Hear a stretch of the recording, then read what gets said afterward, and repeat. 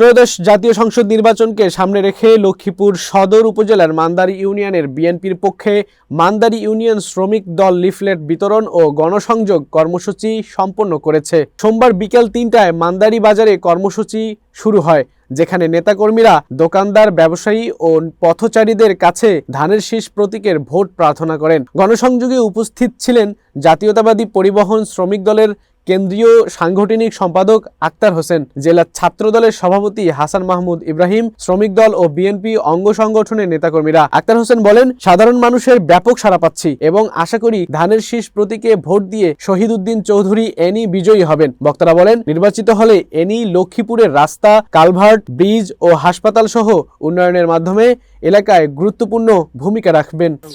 বাংলাদেশের মানুষ একটি অবাধ, গ্রহণযোগ্য, সুস্থ নির্বাচন চায়। বাংলাদেশের মানুষ জননেতা জনাব তারেক রহমানের নেতৃত্বে একটি স্বনির্ভর বাংলাদেশ চায়। আজকে একদিকে স্বাধীনতা, সার্বভৌমত্ব, গণতন্ত্র,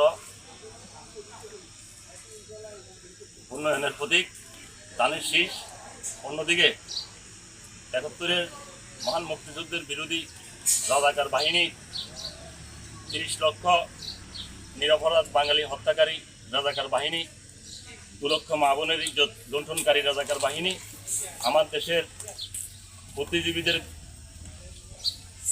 গণহত্যাকারী রাজাকার বাহিনী এবং তাদের সন্তানেরা আজকে ধানের শীষের বিরুদ্ধে নির্বাচনের মাঠে প্রতিদ্বন্দ্বিতা নেমেছে।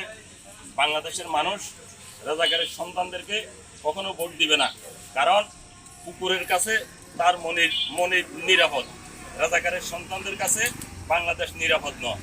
এটাই হইল বাস্তবতা বন্ধুরা আমার।